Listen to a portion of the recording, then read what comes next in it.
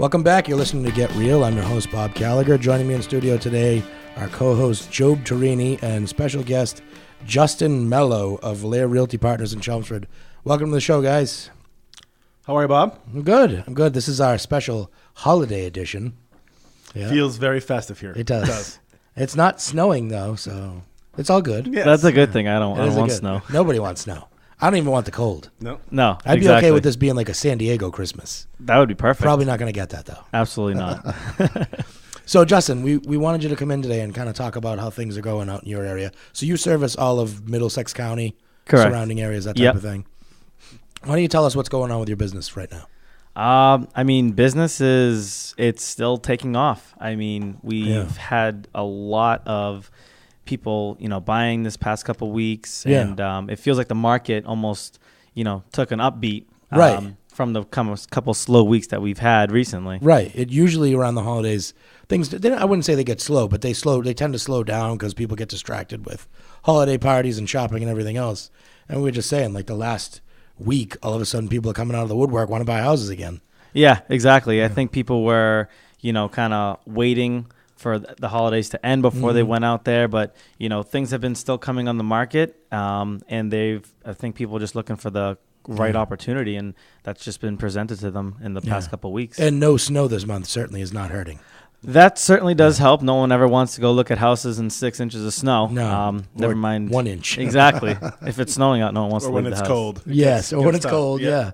The weather hasn't been that bad the last couple of weeks. Maybe that's got something to do with it. So where do you think we're headed in, going into the new year? What do you see in your crystal ball for business? Well, my crystal ball isn't 100% accurate. But close, like 99? Exactly. But I'd say that we're really heading into still appreciating in the market. I think the fact that everyone was a little bit more concerned with the interest rates going high, that scared a lot of people. So I think that's why we had a little bit of a slower fall than usual. Yeah. But I think the talk of we're going into crisis or we're going into a turning market or we're going to be crashing, I don't think that is going to be happening within the next couple of years. Good. I'm glad to hear you say that because that's our opinion too. I think it's just overblown. Nobody's really said, prepare for a recession or for a massive price drop like we saw, about a decade ago. Mm-hmm. It's actually kind of a good thing, isn't it, if prices actually appreciate at a slower rate? Correct. Yeah, we've just had such a crazy market where, we've had no inventory, tons of buyers, and, people just flooding the market. And so, of course, that caused a lot more bidding wars. It caused, just a lot more people concerned that they weren't even going to be able to find a house. Right. And then, we're not turning into a bad market. We're turning into a normal market. Right, which is honestly what we want. Yeah, exactly. It helps buyers for sure, and it definitely still is a benefit to sellers as well. Yeah, there's a slower appreciating market is not the worst thing, especially even if you're a seller right now, because most people, when they sell, they're buying again. Mm-hmm. So if things are going crazy, it doesn't help them either. Correct. I think the immediate thing is, too, if you look at it as your first transaction, you want to be on whatever favorability side you're on. Like if you're a seller, you want to be a seller's market. If you're a buyer, you want to be a buyer's market. But as someone who's lost and won, I just like the normal market. And I think that's the most important thing that we're being discussed is that the demand, whether it's inventory or whatever's preventing it from coming out, is coming out when it gets a chance to come out. So if we hold off for a few months and inventory gets big, like Justin just commented, their buyers are still rolling into the system. Our pre-qualification numbers are up month to month. So this kind of idea that this age group is not going to buy homes, that's wrong. Not now done. Yeah. It's, you're not going to live with 3 kids in an 1,100 square foot condo in Boston. No, you're not. Nope. No. And I think the real winners of the fall market were absolutely the buyers because there was a lot of inventory for them to look at. But not only that, a lot of price reductions, and they were able to really get some great deals. Right. So when people are talking about, when was the best time to buy, the fall, there were so many opportunities without having to go through bidding wars. It was just a clear win for buyers this fall. Right.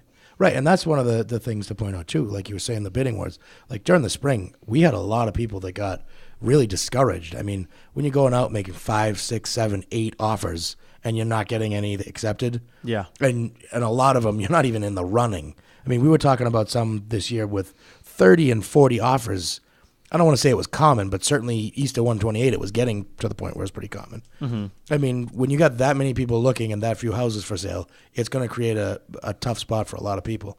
I think it's good that things are actually coming back, so you've got a good chance. I mean, you're probably not going to be the only one bidding on a house because it's still pretty active. Correct. But you've got a chance if you're only up against 1 or 2 or 3 other people. Exactly. If you've got 10, 20, 30 people bidding on a house, I mean, it's going to happen. Yeah. I mean, it's still happening. I mean, I just won, luckily a bidding war this weekend on a multifamily in Lowell. Yeah. And, there was 5 other offers. So, the demand for great opportunities are still there for buyers, and it's still a great time for sellers because if they do have a great opportunity to present to the buyers, then obviously they're going to get top dollar and they're going to get the bidding wars.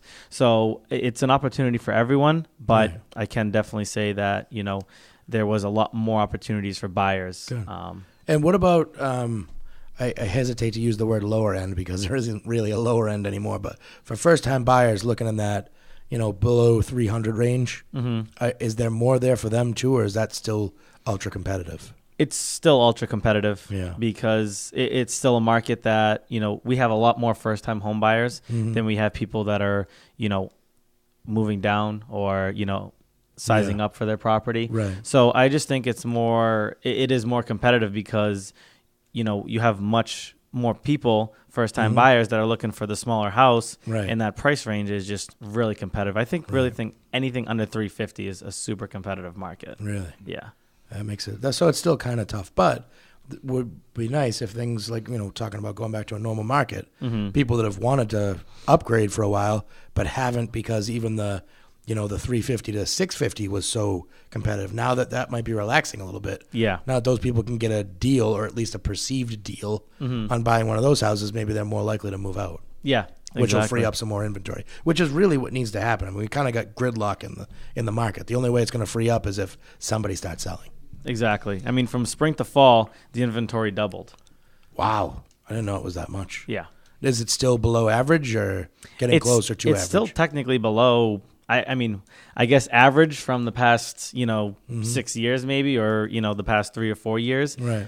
It's definitely above average. Right. But, in a normal market, this is still a little bit on the low side. Yeah. But at least there's stuff to look at now. Yeah. And exactly. I think the important thing too on rates is, because that's a great point Justin made, is that shocked the market a little bit. But I think for people looking to buy a home, like even if you're 2 or 3 years away from it, you're still 2 years away from a normal interest rate market. Meaning 6.5% is a normal interest rate market.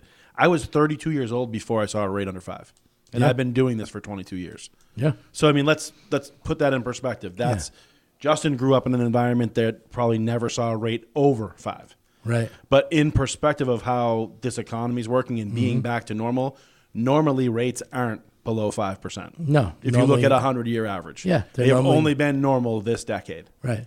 Rates in the 6s are pretty normal. And, they probably won't shock up more than a point this year. Yeah. But the trend for rates is up. Yeah. No matter what happens short term and independent. There's always short term opportunities to lower rates. Right. There's banks that are built on that as a business philosophy. Right. But in general, if you lock and buy now, you're going to be paying less interest than 3 years from now. And that's what I think what people have to keep in their heads from our side. Yes. Versus is it a quarter low? Is it 4.99 versus 5? If it's lower than 6.5, then you're beating everybody in your family that's been here for hundreds of years that bought houses. Right. Take the win. Right. Slide it right off the table and buy a house. Yeah. So. And chances are we're not going to see, because we did see rates move up this year.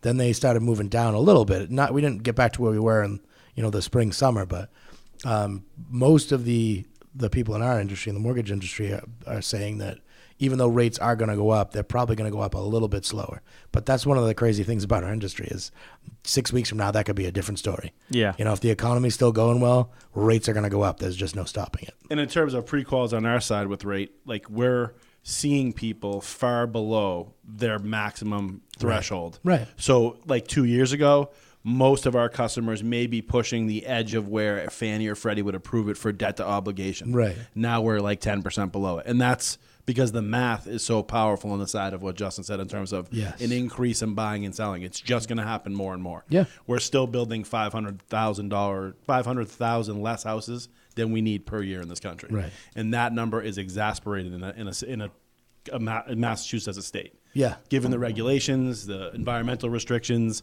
and what they want to do for affordability in the city, there's not a lot of big-time building going on in the suburbs, and that's coming.